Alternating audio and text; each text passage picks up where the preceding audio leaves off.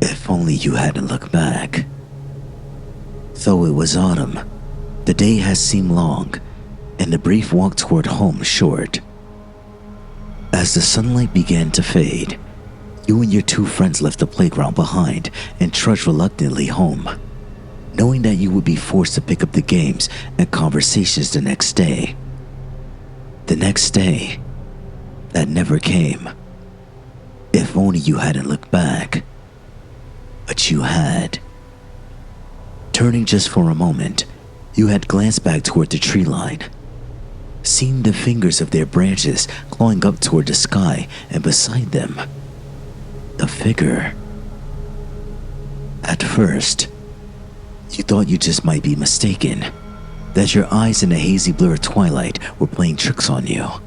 But no. When you looked again, he was still there. Taller than any man could be, thinner, even than the willowy branches that extended ever upward from the trees. He loomed in the distance, like the shadow of some horrible dark truth, and you knew instantly that you had to look away. That if you didn't tear your eyes from that blank featureless face, then soon the blank would wash over you, become you, and you would walk slowly, but surely, as if pulled by some magnetic force toward him though you feared him, though you were scared of his unnatural height, the aching blank whiteness of his face, the arms that seemed to stretch toward you, and the slithering tentacles behind. You turned, screwing up your eyes, telling willingly yourself not to look, not to see, not to give in, and go to him. You screamed to the others, telling them the same, telling them not to look. But as you open your eyes, you realize they have already looked. They were already gone.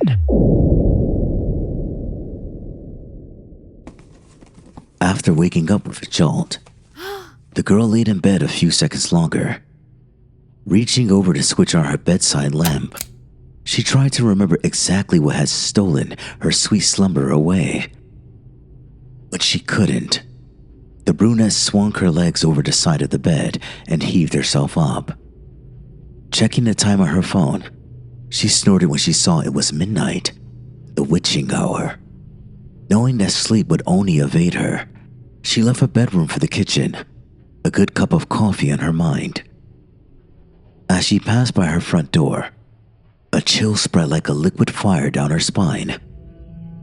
It's only winter, she told herself, focusing again on that coffee plan. Measuring out scoops, water, and preparing her cup kept her occupied, but as the dark liquid boiled, she had nothing left to keep her mind from wandering off. The chill returned, and she couldn't help but glance behind her to the front door. It stood there innocently enough, just like always. The deadbolt was still in place, and she could see nothing amiss with it. Turning back to her coffee, she did her best to forget about the feeling. With her cup in hand, she started back towards the bedroom.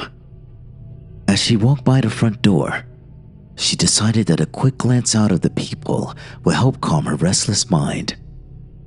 The chill worsened with each step she took towards the door and further away from the safety and warmth of her blankets.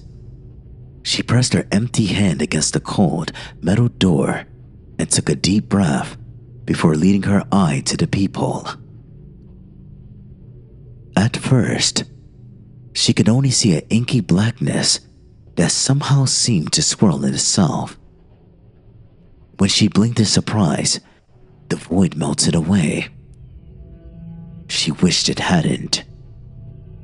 In its place, there stood what she could only guess was once a man. The limbs were long and inhumanly awkward, with bulky joints branching off into several arms, not unlike the branches of a tree. The creature was draped in a black suit, somehow making the thing more nightmarish to her. The icing on a proverbial cake, however, was what passed as the hellish thing's face. It was as though her mind blurred, the ghastly visage to spare itself further shock and horror. She shoved herself away from the door with the hand still pressed against it.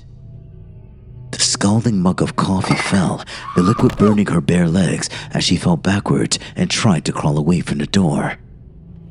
She knew, somehow, that her mind hadn't been playing tricks on her. As she crab walked away from the door, she watched as tendrils as black as the void she first saw snake around through the cracks.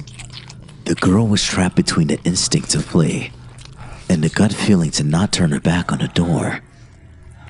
When the door jolted, the urge to flee overcame her and she slipped in the burning liquid as she tried to make it back to her room.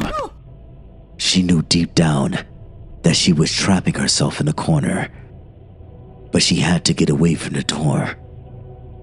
The girl was halfway down the hallway when she heard the previously locked door creak open.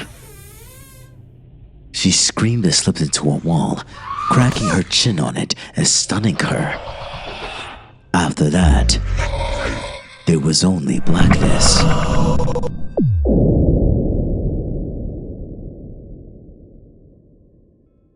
Nicole. A warm male voice snapped the woman out of her trance. As she turned around, she was met by one of her sister's doctors. She nodded, not sure if she should say anything, or even if she could find her voice if she did have something to say. That morning, she had gotten an urgent phone call from the hospital, saying that her sister Lindsay was there.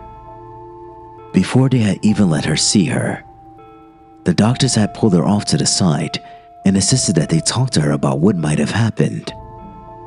Phrases like self-inflicted and assault had been thrown around, and Nicole felt her mind reel. She still hadn't fully understood what they had been saying until she saw Lindsay with her own eyes. Her little sister had a bandage wrapped around her head, covering both her ears as well as her eyes. They said it was to keep her now deadened eyes from drying out, and to try to keep the infection out of the wounds Lindsay had made to her ears. The doctors had guessed that either she or someone else had jammed a pencil into them to keep her off balance or to deafen herself against something.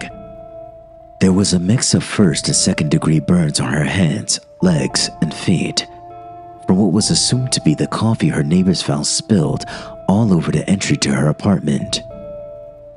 As Nicole walked into her sister's hospital room for the first time, she thought she had spied the silhouette of a man in the window. She knew wasn't possible. Her sister's room was on the third story of the hospital. This concludes our story. Thank you for listening. I hope you enjoyed the content. Please like, comment, and subscribe, and I'll see you in the next video. Bye.